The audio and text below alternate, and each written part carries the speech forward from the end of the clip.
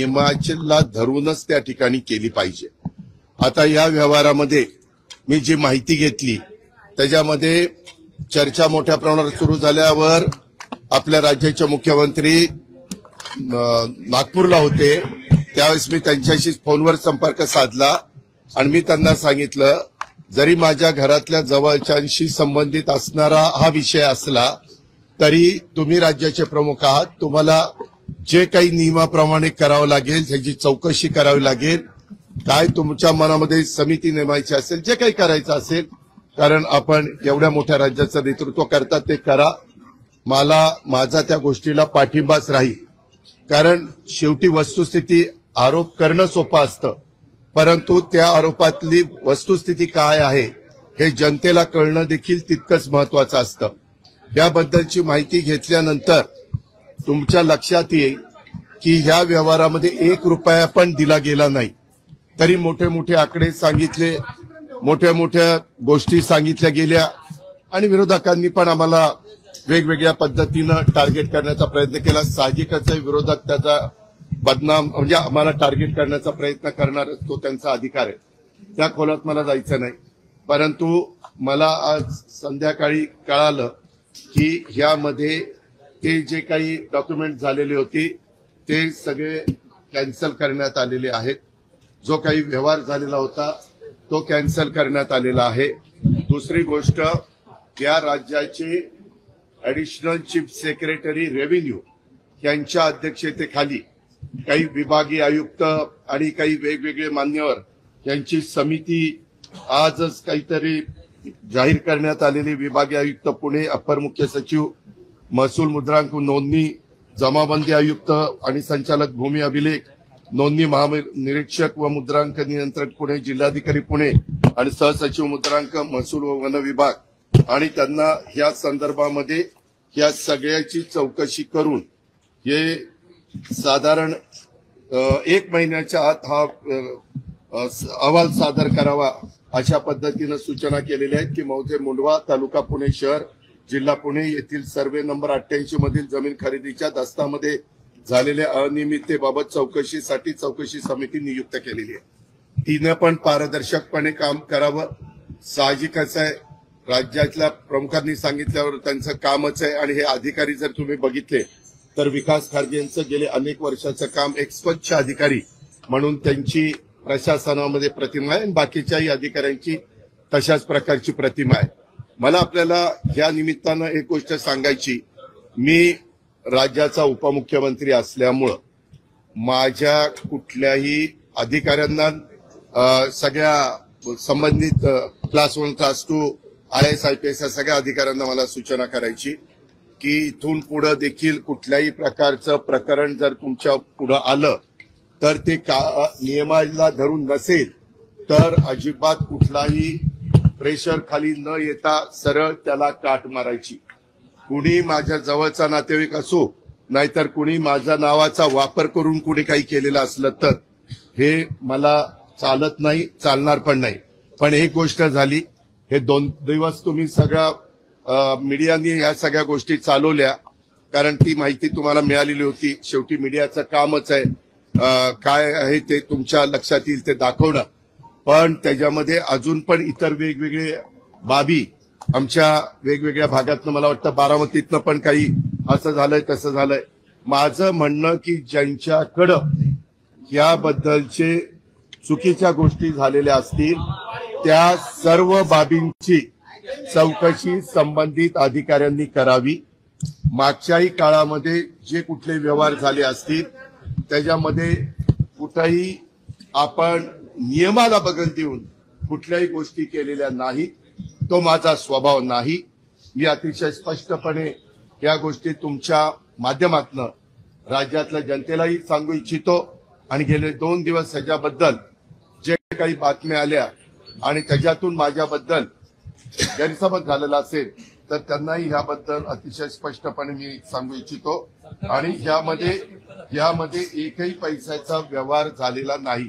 आता तो का झाला नाही, व्यवहार झालेला नसताना कसं रजिस्ट्रेशन झालं, ते कुणी दिलं, हा सगळ्या तपासाचा भाग आहे। आणि त्याच्यामुळं संबंधित हे 1 महिन्याच्या आत त्याचा सगळा तपास करतील. बर, त्याच्यामध्ये FIR पण दाखल झालेली. त्याच्या संदर्भामध्ये मला कळलं 2 पोलीस स्टेशनला FIR दाखल झाल्या. अशा पद्धतीनं त्याच्यावर पोलिसांचं काम करणार, त्याच्यात पण कुणाला राजकीय हस्तक्षेप करण्याचं कारण नाही. पूर्णपणे पारदर्शकपणे ह्याची सगळ्याची चौकशी झाली पाहिजे आणि दूध का दूध पाणी का पाणी हे सगळं पुढे तुम्हाला टार्गेट केलं जात आहे का? टार्गेटेड आहात का? तुम्हाला टार्गेट केलं जात आहे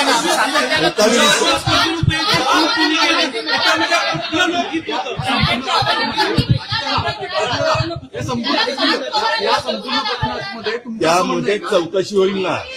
कुणी कुणाची फसवणूक केली आणि कुणी चुका केल्या त्याबद्दलची सगळी चौकशी होईल. कुणी सांगितल्यामुळे हे घडलं, कुणाचे फोन गेलेले होते, कुणी त्याच्यामध्ये दबाव आणलेला असेल तर दबाव आणला होता का, आणला होता तर कुणी आणला होता, आणला नव्हता तर मग कुणी अधिकाऱ्यांनी असं कसं केलं, ह्या सगळ्या गोष्टी चौकशी समिती पुढे.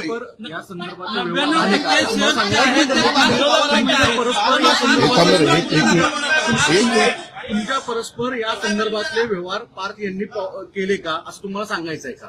याबद्दल नाही, मला हा व्यवहार झालेला माहिती नव्हता. सागर, मी तुला स्पष्टपणे सांगतो, माहिती असता तर मी तुम्हाला आधीच सांगितलं असतं हो या व्यवहारात मला माहिती आहे. मी नाही रे बाबा. ज्यावेळेस कधी कुणी काही चर्चा करतं, हे कुठल्याही व्यवहाराचे असो, कुठलाही व्यवहार कुणी मला विचारलं तर मी सांगतो जे काही नियमाप्रमाणे असेल ते करा. नियमाच्या बाहेर जाऊन कुणी केलेलं मला त्या ठिकाणी चालणार नाही. मी आज दुपारी माझ्या ऑफिसच्या प्रत्येक अधिकारी जे आहेत त्यांनाही विचारलं की तुम्ही DCM ऑफिसमधनं कुणाला फोन करून दबाव आणला का? कुणीही त्याचा दबाव आणलेला नाही.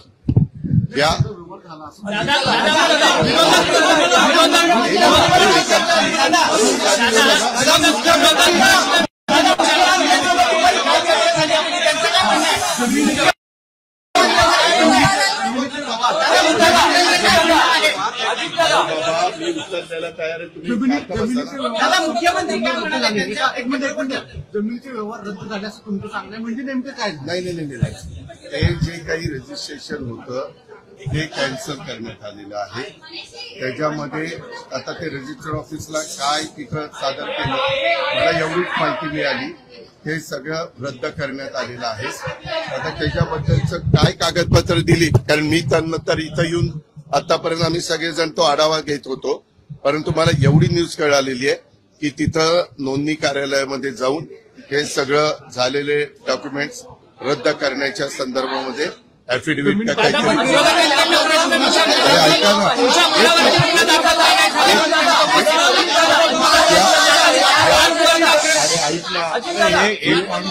अरे बाबा, ही जमीन ही सरकारी जमीन आहे. सरकारी जमिनीचा व्यवहारच होऊ शकत नाही. ही पूर्वीची महारवतनाची जमीन आहे. या अशा अनेक गोष्टी पुढे आलेल्या आहेत. त्याच्याबद्दलच ACS रेव्हेन्यू आणि त्यांची टीम ही चौकशी करणार आहे. मग असं असताना इथं रजिस्ट्रेशन झालं कसं, कुणी केलं, कोण त्याला जबाबदार आहे, त्या सगळ्या गोष्टी त्याच्या ठिकाणी होतील. आणि त्याच्यामध्ये मला वाटतं 3 लोकांच्यावर FIR मध्ये नावं टाकली गेलेली आहेत. त्यांची पण चौकशी केली जाईल. काही जणांनी विचारलं की बाबा त्या कंपनीमध्ये पार्थ पवार असताना त्यांना कसं काय त्यांचं नाव टाकलं गेलं नाही. तर मला माहिती अशी मिळाली की रेव्हेन्यू मिनिस्टर चंद्रशेखर बावनकुळे साहेबांनी सांगितलं की जे ऑफिसला आलेले होते त्या ऑफिसला येऊन ज्यांनी सह्या केल्या त्यांच्यावर FIR दाखल केलेला आहे.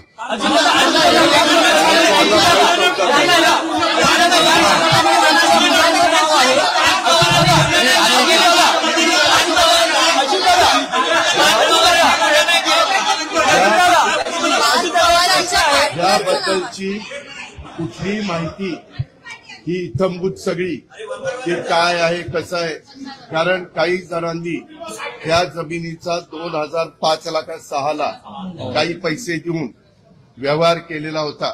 त्याच्या संदर्भामध्ये पार्थच्या कंपनीला किंवा पार्थ आणि त्याचा जो काही सहकारी आहे दिग्विजय पाटील त्यांना कुणालाही जास्त त्याच्यातली माहिती नव्हती असं त्यांच्या बोलण्यात आलेलं आहे. अर्थात ही सगळी आता चौकशी पूर्णपणे होईल.